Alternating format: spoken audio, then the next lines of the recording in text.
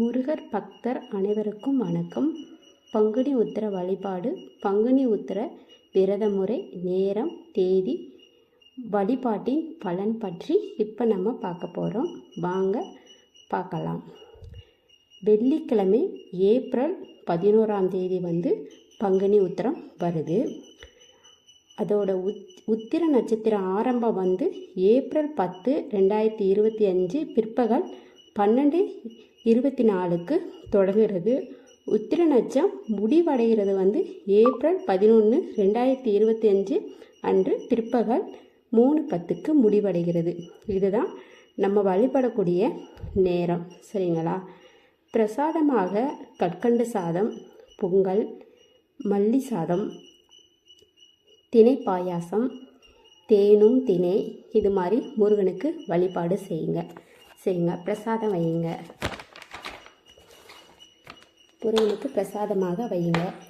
பங்குனி உத்திர விரத முறை நம்ம எப்படி கடைப்பிடிக்க வேண்டும்னா, அதிகாலையில் எழுந்து குளித்துவிட்டு முருகனை நினைத்து விளக்கு ஏற்றிவிட்டு விரதத்தை தொடங்க வேண்டும். இந்த விரதத்தை கல்யாண விரதம், திருமண விரதம்னு சொல்லி 2 விரதம் சொல்லுவாங்க.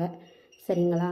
இந்த விரதத்தை கடைபிடிக்க வேண்டும். திருமணம் ஆகாதவர்களுக்கு திருமணம் சீக்கிரமாகும். பிரிந்திருக்கும் கணவர் மனைவிகள் இணைந்திருவார்கள். சரிங்களா? இந்த விரதத்தை நீங்கள் மேற்கொள்ளுங்கள்.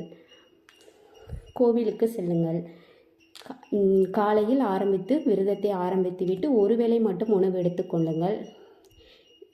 மாலை நேரம் கோயிலுக்கு முருகன் கோயில், உங்கள் கிராமத்தில் பக்கத்தில் உள்ள முருகன் கோயிலுக்கு சென்று அர்ச்சனை செய்துவிட்டு நீங்கள் விரதத்தை பூர்த்தி செய்து கொள்ளுங்கள். முருகனுக்கு உகந்த நாள் பங்குனி உத்திரம். அப்போதுதான் முருகனுக்கு திருமணம் நடைபெற்றது. தேவயானையை திருமணம் செய்த நாள்தான் பங்குனி உத்திரம்னு சொல்லிட்டு கொண்டாடப்படுகின்றார்கள். தேவயானை முருகன் திருக்கல்யாணம் நடக்கும்.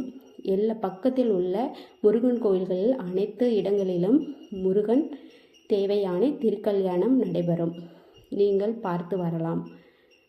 மீனாட்சி சுந்தரேஸ்வரர் திருக்கல்யாணம், சிவபெருமான் அன்னை பார்வதி அம்மன் திருக்கல்யாணம் நடைபெறும். பங்குனி உத்திரத்திலிருந்து தான் நடைபெறும். அதனால் நீங்கள் மனசார முருகனை வேண்டி திருமண தடை நீங்க வேண்டும், பிரிந்திருக்கும் தம்பதிகள் இணைய வேண்டும் நினச்சி நீங்கள் முருகனை வேண்டி விரதம் இருங்கள். விரதம் இருந்தீங்களா கண்டிப்பாக நிறைவேறும். சரிங்களா? விரதம் இருங்கள். காலையில் கோயிலுக்கு சென்று விரதம் இருந்தாலும் சரி, வீட்டிலேயே நீங்கள் விரதம் இருந்தாலும் சரி, அந்த மாதிரி விரதம் இருக்கலாம். முதல் படை வீடான திருப்பரங்குன்றத்தில் தான் முருகருக்கு திருமணம் நடைபெற்றது. சூரனை சன்மாரம் செஞ்சதுக்காண்டி முருகனுக்கு வழங்கப்பட்ட பரிசு தான் நம்ம வள்ளி தேவயானை. சரிங்களா? வள்ளி